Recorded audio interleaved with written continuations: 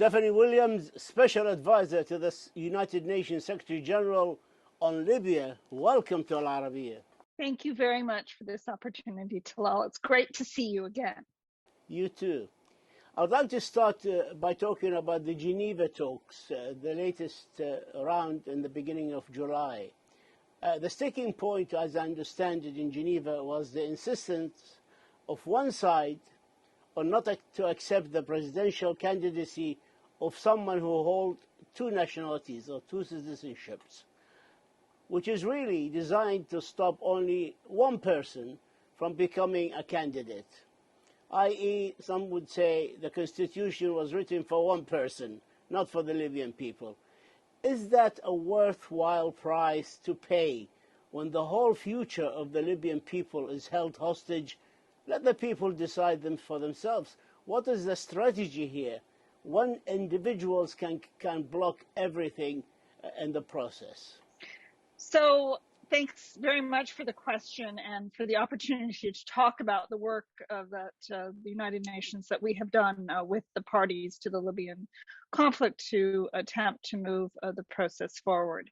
And to get this critical and much needed agreement on a constitutional framework for the holding of the much needed, much desired national elections.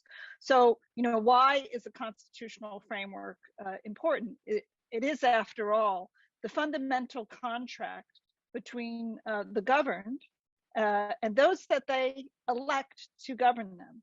And it defines a lot of the separation of powers and the fundamental rights of the individuals.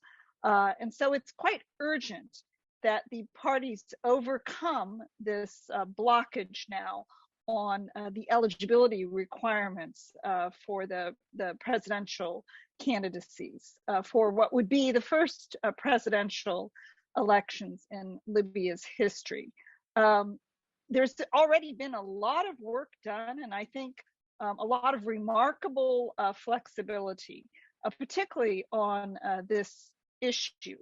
And so I think you're right in saying, Constitution should not be tailor-made or written to meet the ambitions of any one particular individual. They are written for the people. These are documents that are bind the people to those who govern them and set forward basic principles and understandings. So now we are working, and here I also have to give credit to the Libyan Presidential Council. Vice President Abdullah Lafi is also trying to mediate between the two chambers to find a formula that can be broadly acceptable that will enable the holding of these national elections. And so we think it's quite urgent that they tie this up as quickly as possible. You came very close in Geneva, and some are saying that the Geneva talks itself become the victim of the differences between General Haftar and Prime Minister Dbeiba on the oil revenues sharing. Is that a valid statement? Well, of course, at the time that we were sitting in Geneva, I guess the discussions, whatever arrangements were being made with regard to the leadership of the National Oil Corporation, those discussions were underway without our knowledge. And this, I think, also gets to the fundamental need for transparency in Libya on how decisions are made, that decisions are made in a consensual manner. Now, did those discussions sort of undermine, or is there somehow derail what happened in Geneva? I can't say that. I think there's some question marks about the timing of all of this. About the elections, some say that the elite really do not want an election to be held. And that's because what they say is fear of losing these elections. If there's no elections now, and without holding them, they can still hold on to power and oil income, sharing the cake expressions come to mind. What would you say to these cynics?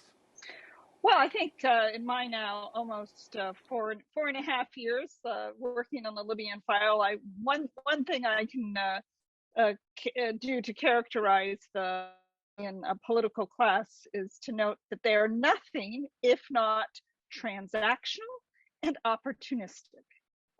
And I noted at the beginning of this year, it may have even been on your program, Talal, I warned everyone after the elections were You did. canceled that what I expected the political class to do is, rather than steer the country back onto the electoral path, was to play musical chairs, to take that cake out that you referred to and to redivide it again amongst themselves. So essentially, you have several hundred, maybe 400 or 500 elites of this ruling post 2011 ruling class. Right now, you have altogether 297 members between the two chambers, which they started with many more, but it's been such a long time since there have been elections that their numbers are dwindling one way or another. But you basically have these guys who've hijacked the political future of the country. And that's frankly also why we saw so many people, so many particularly young Libyans, come out on the streets on July 1st. So what you're saying is about 300 people are hijacking the country in a way, and the voices of nearly 3 million voters registered to vote. Is that what you're saying? Well, it's not what I'm saying. I think it's what the people on the street are saying. We have what we call now. There's a lost generation in Libya. It's been 11 years since Mr. Gaddafi's regime fell. 11 long years of division, chaos, violence, lack of governance, corruption. We have now a generation that has grown up in this very regrettable situation. And many of them have had, particularly young men, have turned to arms. Many others have simply left the country. So you have this, the talent of this country is being wasted. So there's an opportunity now to put things straight, for people to make the kind of national sacrifices and historic compromises that need to be made to allow Libya to settle down, and to allow the country to go forward to election. They've tried 2 governments, 3 governments, maybe they'll go to 4 governments. They'll have, multiple divisions. That doesn't work.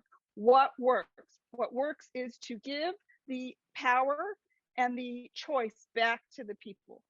That's what the revolution in 2011 was all about. All this political instability in Libya is definitely linked to its economic challenges, such as disagreements on reunification of the Libyan Central Bank, the board of directors, the creation of a unified state budget, and of course, most importantly, creating a transparent mechanism for sharing the oil revenues. Do you feel there is any transparency in any of these issues? Well, there's not as much transparency as anyone would like, which is why when we go back to 2019 and when I was working for Ghassan Salama and we designed Berlin, we designed Berlin specifically to mainstream the economic track into the political process. Why? Because Libya is a rentier state. It's a one-crop economy. It is a country in which over 80% of those of working age draw a salary from the state. So therefore, and when they're not paying for salaries, then the state is also paying for subsidies. So therefore, how all of this gets spent and distributed, knowing that there are tremendous problems with corruption, lack of transparency, and misgovernance at all levels in Libya. This is why we mainstream the economic track, why we pushed for the international audit of the central bank, which took place. But unfortunately, there's a lack of transparency now on how that audit is being implemented. And there needs to be more serious efforts put forward in reunifying that critical institution, the central bank. And audits need to be done on other financial and economic institutions. And after all, you do, in the end, need a government that is accountable to a parliament. So now, the parliament and the government in Tripoli and the parliament are disconnected. This brings a question to my mind. Where does this leave the Libyan people if you don't have an elected, fully representative, unified, sovereign government? You don't have transparent revenue management mechanism that will work in the absence of elections. Where does that leave the Libyan people? Well, I think it leads the Libyan people to the streets, which is where we've seen them go in the last month or so, where not only was there, so there were two things that we saw, two demands. One was, of course, this appalling lack of absence of services, no electricity, water shortages. The infrastructure in the country has crumbled, and you've seen this misgovernance, over-centralization of the state. And then on the other hand, it was a reaction to the inability of the political class to agree on the necessary constitutional framework and putting the country firmly back on the path to elections. So that's where it leads the Libyan people, is to take to the streets and to peacefully demand that their political leaders listen to them. Fuel smuggling. The Libya's National Oil Company or Corporation estimate the losses around $750 million a year. Many Libyans are arguing now that if the government really wanted to end the fuel smuggling, they can do it by, for example, eliminating the subsidies. Would that be a possible avenue to solve this problem? Takes me right back to 2018. In fact, in June of 2018, when I was heading the U.S. Embassy and before I came to UNSMIL, we had a meeting, we had an economic dialogue that was attended by then Deputy Prime Minister and another good Libyan that I know, Ahmed Natig, and his colleague, also a fine gentleman, Fatih Majbari. They were both deputies in the Presidency Council and deputy prime ministers, came to Tunis, and we agreed and Mr. Kabir was there, and Mr. Snella was there, and Mr. Shukshuk was there, and we agreed a whole raft of reforms that needed to be implemented, starting with exchange rate reform, the next on the list being subsidies in order specifically to tackle the fuel subsidy. So yes, oil is cheaper than water in Libya, which is madness, right? It's madness. So they do need to tackle the subsidies that will cut down on the horrible fuel smuggling, which is fuel smuggling is a part of this mafioso behavior that you have on the armed groups, even the hybrid entities attached to the state, where they're just raking in hundreds and hundreds of millions of dollars, and none of it is going to the people of Libya. It's all going into their pockets. The UN process to unite Libyans and carve a path to a modern state via elections, many say it's on life support, the whole process, and especially now when we have this violence and chaos. Frankly, how do you see the process going forward? Well, look, let's first things first. The violence is absolutely unacceptable. What we have seen in Tripoli, number of people dead and wounded, as well as in Misrata. I said it a couple weeks ago. I've said it again. Tafa al-Khail. Enough is enough. We Libyans do not. Tafa al-Khail. Libyans do not want this kind of. It is incredibly irresponsible for these armed groups, some of which are attached to the state, to be having these serious exchanges of fire, and the civilians are in the crossfire, women and children in a wedding hall. And you see the videos and you hear the desperation and the fear. And I've said this is sanctionable behavior. And I've contacted some member states to say, you all better start considering sanctions against these guys, because they need to get the message. This has got to stop. So yes, we have the violence that needs to come under control. But this is, again, these are all manifestations, because who benefits? Who benefits from this eternal state of transition where you move from one, interim executive to another, where the elites play musical chairs? Two groups of Libyans benefit. The armed groups benefit because it's an opportunity for ibtizaz, extortion of political actors. And the second is the political class themselves, because they get to play their favorite game, which is patronage politics. Who do I get into the government? What are the deals that I get to make? So that this has got to stop. And the way to stop it is to return the decision to the people of Libya. Taking into consideration all that you said, what is the UN plan now for Libya? Is there a plan? There's always a plan. There has been a plan. My plan has been very clear. When the Secretary General asked me to come back in the capacity as a special advisor, he said, you are there for the nearly 3 million people who registered to vote. Your primary job is to put the country back on the path to national elections. And I took that. Yes, but you had the elections. I took that very seriously. You had the elections. Yeah. No, I understand. And you planned, and there were elections for the 21st of June 21, and then they were moved to June 22. But they were never held. Well, no, they weren't. And these people they weren't actually moved to June. I said in January, I said it would be possible to have elections, but I warned then exactly what happened, which is the political class was going to play musical chairs, which is what they did. So that doesn't mean that you don't. So because then they win. So we should just say, okay, well, let's go. So this is what the political class always wants: dessert.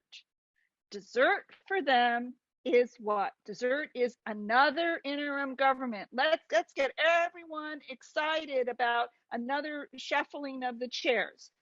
They need to eat their vegetables. Vegetables are the no cake. No cake. You only get the cake after the vegetables. What? The vegetables are constitutional process and a firm electoral roadmap. That puts everybody in the frame of, okay, we have a way forward here. We have a roadmap to elections. We have our constitutional framework basis, whatever you want to call it, that is that contract that is needed. If I asked you what gives Stephanie Williams hope, even though that she's leaving the job, that a compromise can be found towards holding elections, what gives you hope? What gives me hope is, the many Libyans that I speak with. And here I also have to commend Libya's political parties who have grown and matured and coordinated in ways that I had not seen prior to the electoral effort last year. A lot of Libyans are pushing very hard. They're not giving up. So why should the United Nations give up? The United Nations is going to continue to press on this issue of the constitutional basis and the roadmap. We'll work on all of the other tracks. There's been good progress on the military track with the meetings of the Joint Military Commission and the two commanders. That needs to continue. Now that the oil is reopened, we have to be very vigilant in how the revenues are spent. It shouldn't be, as we've seen in the last few days, of these fantastical announcements out of Tripoli. No Christmas in July. That the revenues need to be managed very appropriately and fairly. And then, all of this helps with the political process, as well as the important work on national reconciliation, I should say, that the Presidency Council and the African Union have undertaken. The spreading demonstrations and violence in the country involving big cities like capital Tripoli, Misrata, and elsewhere, demanding the overthrow of all political bodies in protest of the deteriorating living conditions and the political deadlock. Many Libyans feel another civil war is around the corner. Do you think renewed conflict in Libya, where the cost is very high, is a possibility, a high possibility? Well, one, given just the plethora of weapons, more than, I think, 24 million Kalashnikovs in the hands of Libyans, a population of only probably 7.7. Because of the failure of the embargo, of course. Yeah, yeah, of course. Yeah, yeah. I mean, it's been appalling to see how countries have flouted the UN arms embargo. But there were a lot of, let's not, forget there were a lot of weapons left behind by Mr. Gaddafi and during that whole period. So look, I think that the risk of a return to violence is always present. I feel, and this is why the the continual meeting, in fact, I've met with them in the last 3 months, the Joint Military Commission, and as well as in the presence of Generals Nadori and Haddad, this reiteration of those who signed the ceasefire agreement, the reiteration of their commitment to abide by the ceasefire is very important, and that they continue to say that publicly, and that they continue to meet and to try to work. The leaders talking about the effort of the military and BDR and etc. The leaders at the Jeddah Summit for Security and Development on the 15th of July reiterated their support for the unification of military institutions under the supervision, of course, of the United Nations. Are we any closer to the unification of military institutions?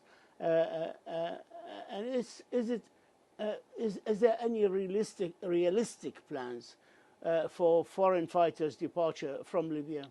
Okay, let's start first with what's been done on the reunification of the military institution. By the way, these are talks that go back historically 4 or 5 years, initially conducted by the United States, and then they were taken over by Egypt, and now they have been, now this is entirely, I think what's very good, what we see now is this is entirely a Libyan-led process. So Generals Haddad and Nadori have now met on at least 3, if not more occasions. The directorates now from the 2 sides have met. So yes, there is work and plans that are being drawn up. The 5+5, the Joint Military Commission, which is now more like the group of 10, have also met. We attended a conference in Spain in May where we talked about pre-DDR and DDR and how this has to be a whole of government project. And there were some very good presentations on behalf of the Ministry of Interior and the Ministry of Labor, in addition to the military. So this is all, I think, very necessary and very important. What the military, what the Joint Military Commission, what Generals Haddad and Nadori have told me and others very clearly is that, without the political class getting its act together, without this advancement towards elections and a unified, sovereign, and representative government, there's only so much that can be done. So these efforts need to be done together. When we were in Cairo last in June, there was a coincidence of the Joint Military Commission being in Cairo at the same time as the Constitutional Committee. So I actually brought them together so that they could listen to each other.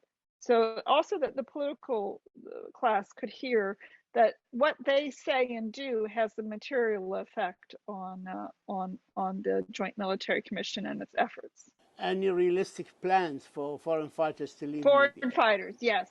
Well, look, so the Joint Military Commission now has had engagements with several member states who are the origins of mercenaries coming into the country.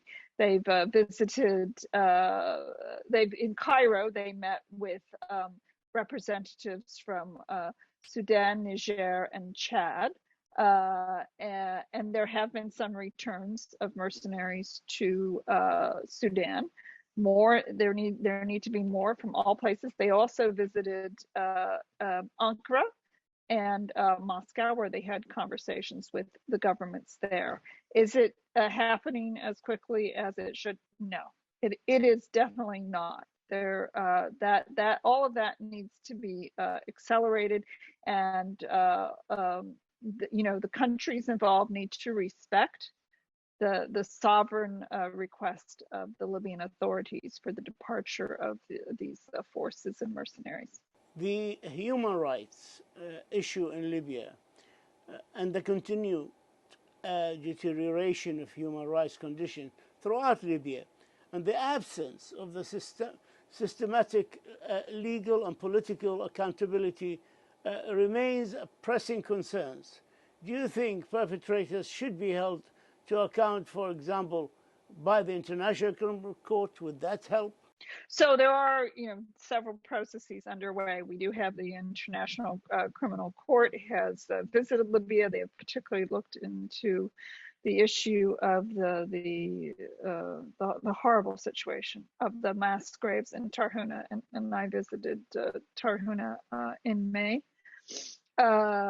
We have the fact-finding mission, which has been extended again, which has issued several reports, also more broad reports documenting possible war crimes that have been committed. So you're looking at, it's quite a long a period, and it has been characterized by impunity, lack of accountability, conditions, yes, in the detention centers.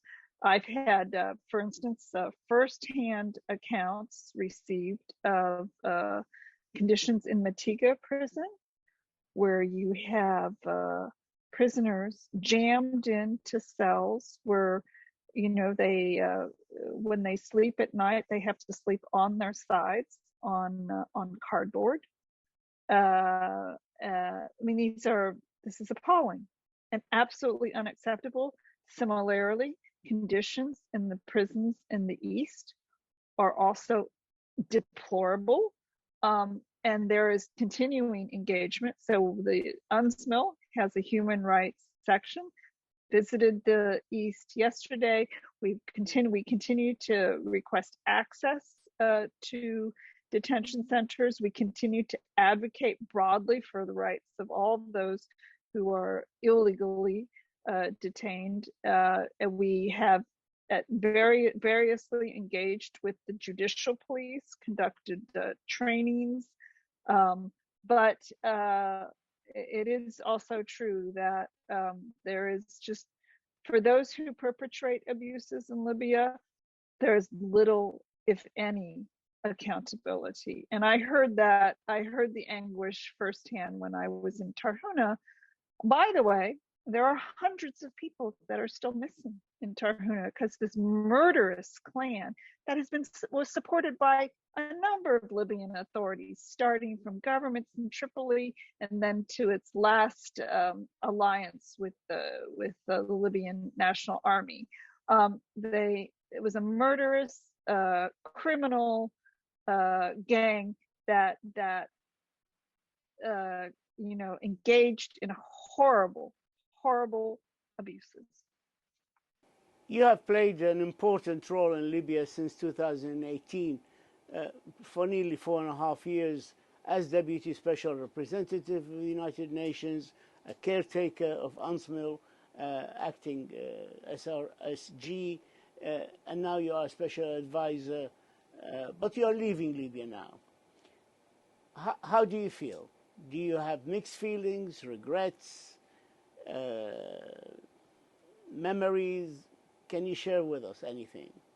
Well, of course, I have lots of memories, and there have been many Libyans who have whose stories have touched me. I'm very grateful for the relationships that I have built, and that they have trusted me, and they have been very open with me and taught me, and I've learned a lot about their country.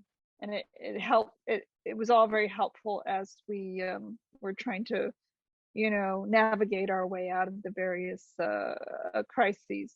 I guess, to live, to be a sentient human being is always to have regrets. You can always think, could I have done something better? Should I have done this? Should I have done that? And there have been, many, many sleepless nights. But what I don't regret is, the relationships that I have built with many Libyans, and the friendships that I've made, and I do not regret. And in fact, I'm very grateful for the terrific team at the United Nations that I've had the pleasure to work with. Some, since 2018.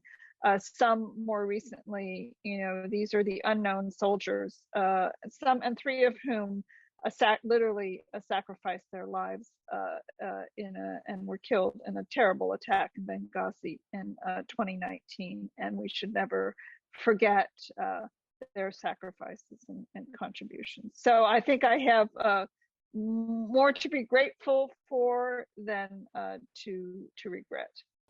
Stephanie Williams, and still Special Advisor to the United Nations Secretary General on Libya for the next couple of days at least.